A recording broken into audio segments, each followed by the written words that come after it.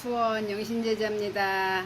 오늘은 제가 이제 저녁에 이제 기도를 하고 누워 있는데 이제 옛날 신 받기 전에 이제 제가 가슴 아픈 일이 있어서 그게 갑자기 생각이 나서 이렇게 오늘은 가슴 아픈 얘기를 좀 할까 합니다. 이제 제가 시집을 참 가난한 집으로 시집을 갔어요. 저는 도시 아가씨고 이제 우리 시댁은 시골이에요. 완전 시골. 버스도 뭐 하루에 2대나 이렇게 다니는 시골이에요. 그런대로 제가 이제 아무것도 없는 집에 시집을 갔어요. 그래서 이제 저희 아저씨가 직장 생활 하다가 형님이 돌아가셨다 해갖고 시골로 저희가 내려가게 됐어요. 시골집으로. 그래서 이제 시골집에서 살고 농사도 짓고 못 내기도 하고 전혀 일이란 거를 한 번도 안 해본 사람인데 저는 일이 뭔지도 모르고 살았는데 시골로 이사를 가서 농사를 짓고 아주 굉장히 힘들게 살았어요. 왜냐면 빈손지고 시골로 내려갔다는 게 그 자체가 힘든 거예요. 그 자체가. 그래서 시아버지는 옆 동네에 사시는데 이제 작은 어머니하고 사시고 저희는 이제 저희만 따로 이제 살았어요. 근데 이제 신우가 아기를 낳았다 해서 이제 막내 신우 집을 갔어요. 그래도 친정엄마가 안 계시니까 그래도 저쪽은 작은 엄마잖아요. 그래도 이제 제 딴에는 그래도 친정엄마 노릇을 한다고 포대기도 사고 뭐 그때 이 참깨라는 게 그때는 귀했어요. 벌써 이제 19년 20년 전인데 그래서 그걸 팔아가지고 포대기도 사고 해서 이제 신우네 집을 갔습니다. 순천이에요. 순천 갔는데 이제 거기에서 하루 저녁 자고 이제 막내 신우가 이제 뭐 옷 같은 거 애기들 옷 적은 거 있잖아요. 거기도 이제 딸 하나 아들 하나예요. 이제 저는 딸 둘 아들 하나고, 그래서 이제 저희 아들이 그 애보단 1살인가 어려요. 1살인가 어리고 그 신우는 이제 그 신우가 옷 정리를 하길래 제가 그 신우한테 그랬어요. 어유 고모 옷 적은 거 있으면 우리 대성이 주게, 우리 아들 주게 옷 적은 거 좀 달라. 그랬더니 신우가 하는 말이 이거는 메이커라 안 된대요. 동서 갖다 줘야 한다고, 메이커라. 그 말을 듣는 순간에 진짜 가슴이 많이 아팠습니다. 그때 다른 건 몰라도 이 자식에 대한 거는 좀 그렇잖아요.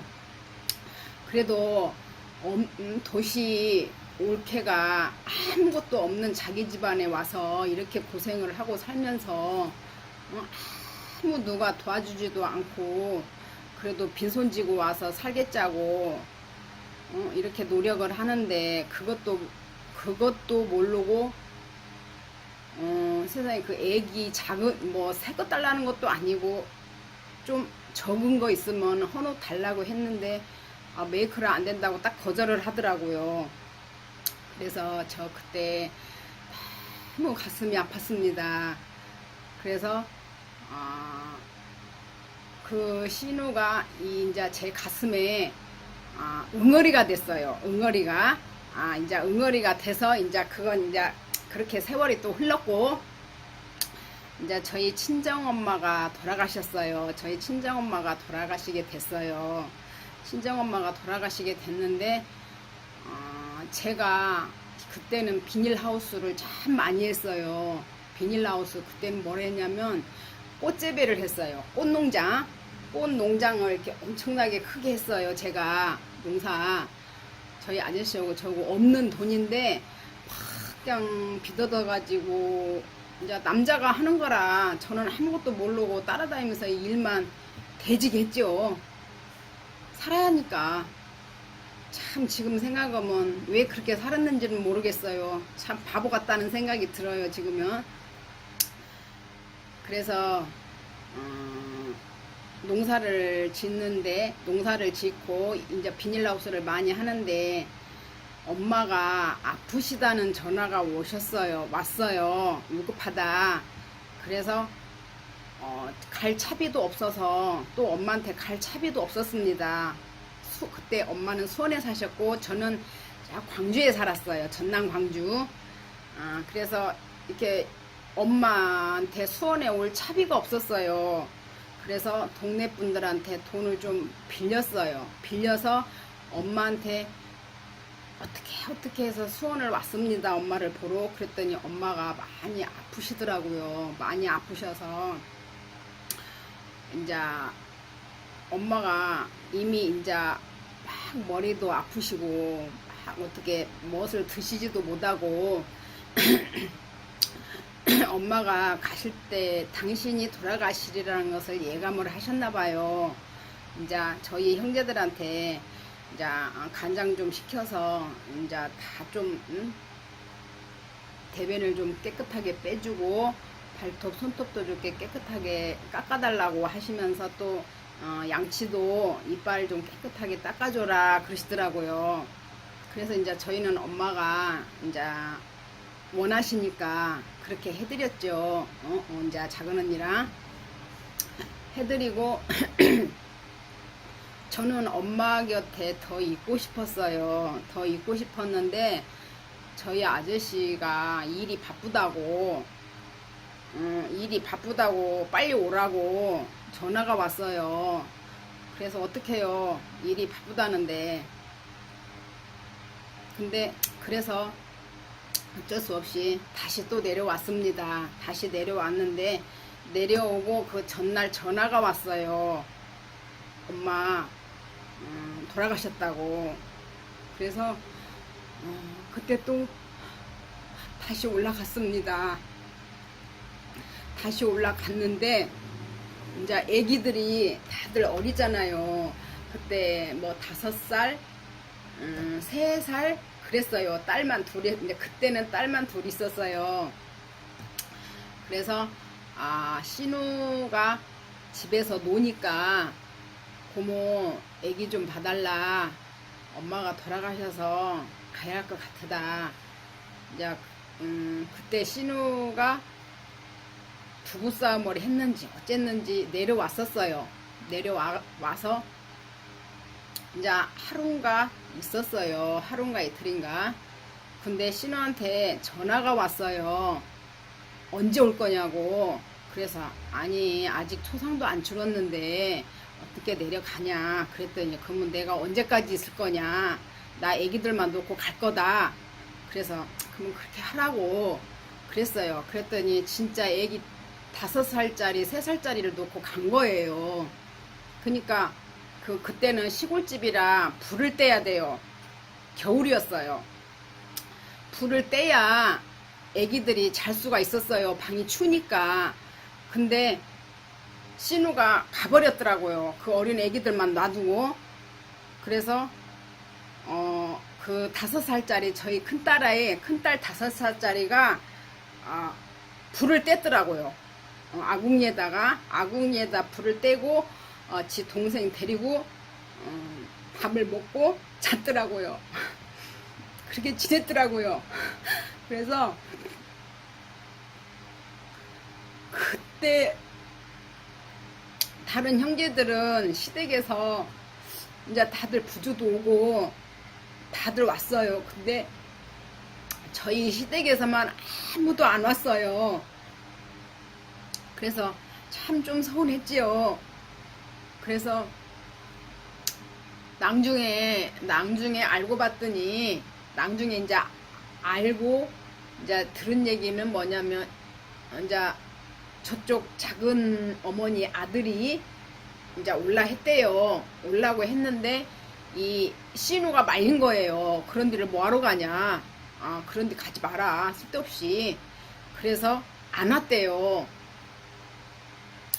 근데 그래도 그냥 그렇다 하고 저는 이 가슴에만 담아뒀어요. 이 한을, 이 가슴에, 아무리 내가 제자지만 그래도 이 가슴에 맺힌 건 매치돼요. 내가 뭐 조상을 풀고 어찌고 하는 제자지만 그래도 저도 인간인지라, 그래도 이 한 구석에는 이 가슴에는 그 쓰라림이 남아 있습니다. 한이. 그래서 그 신우가 이제 다들 교회를 다녀요. 그쪽은 교회를 다니고, 그때는 이제 교회 안 다녔고, 지금은 이제 교회를 다녀서 지금은 그쪽 형제들이 저한테 다가오려고 하는데, 저는 그게 안 잊혀져요. 이 가슴에 한이. 그래서 솔직히 제가 할아버지 길을 가는 제자로서 그러면 안 되지만, 그래도 또 한 구석에는 인간인지라 용서가 안 되네요. 용서를 해야지라고 몇 번을 생각을 하고, 바다도 들여봤고 또 찾아도 가봤고, 근데 역시 사람은 달라지는 게 없더라고요. 이게 사람은요, 이 근성이라는 게 있더라고요. 근성. 근데 그 근성이라는 게 뭐냐면 가정교육이라는 게 있잖아요. 그래도 부모님한테 보고 배운 거, 자라면서 본 거. 역시 저희 시어머니가 저희 아저씨 어렸을 때 돌아가셨대요. 그러니 이 어린 애기들만 놔놓고 돌아가셔 버렸으니까, 이제 아버지는 작은 부인하고 살고, 이제 우리 아저씨 형제는 이 고모가 키웠대요. 고모가 키웠는데, 고모가 돌아가셨는데도 고모한테 찾아가지도 않고, 묘가 어딘지도 모르고, 뭐 제사도 지내러 오지도 않고 그랬어요. 근데 그런 사람들이 이제 와서 뭐 언니 옛날 과거는 다 잊어버리고 미안합니다, 다 잊어버려서 사는 게 다 그렇지요, 그런 식으로 이제 얼렁뚱땅 넘어가려고 하대요. 근데 우리 그 아들 그 메이크다고 그 말 했을 때, 엄마가 돌아가셨는데 세상에 송장도 안 나갔는데 언제 올 거냐고 애기만 놓고 가버렸을 때, 또 명절이 됐을 때요. 명절이 되면은 이제 신우들이 오잖아요. 신우들이 오면은 이제 자기 오빠 담배 사고 뭐 양말을 사고 그렇게 해서 와요. 그러면 하찮은 양말 한 컬이라도 옳게 것을 챙겨갖고 오면 얼마나 좋겠습니까?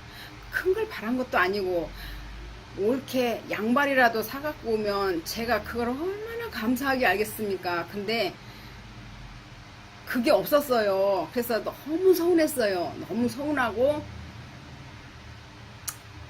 이후에 어쨌든 그때부터 제 한이 차곡차곡 쌓인 것 같아요. 제 한이. 그래서 제가 어쨌든 시집을 가서 없는 집에 가서 한을 너무 가슴 아픈 삶을 살았고, 어린 나이에 그렇게 살았다 하면은 이해는 안 갈 거예요. 근데 그때는 그렇게 살아야만 되는지 알고 말 한마디도 못하고 그렇게 살았네요. 애기 낳고도, 우리 첫 딸 낳고 몸조리도 못 해봤고, 애기 낳고 바로 나와서 뭐 빨래하고, 또 둘째 낳고 나와서 내과에 가서 바로 그날 그 다음날 빨래하고, 아들 낳고도 그 다음날 이제 시골에는 샘이 있잖아요. 샘에 가서 물을 이렇게 지르다가 밥을 하고 불을 떼고 제가 그렇게 살았어요. 근데 참 지금 생각해 보면 제가 어떻게 그런 용기로 살았을까. 지금 가만히 잠 안 올 때 누워서 생각해 보면 저는 지금이 천국입니다. 지금이 천국이고, 시집을 가서 진짜 지옥이었어요. 지옥. 이렇게 살 바에는 차라리 죽는 게 낫지 않을까라는 생각을 했습니다. 너무너무 힘들어서. 농사라는 게 너무너무 힘들고, 빈손지고 농사를 칠라 하니까, 막 빚을 내야 되고, 갚아나가지는 않고, 점점 우리 아저씨는 점점 빚만 막 늘어나게, 그럼 뭘 하고 막 일하고. 그때만 생각하면 참 아찔합니다. 그때만 생각하면 아찔하고. 그래도 우리 할머니 할아버지 밥이 참 이렇게 따뜻한지 몰랐습니다. 우리 할머니 할아버지 덕으로 제가 이렇게 살고 있습니다. 감사합니다. 다음에 또 뵐게요.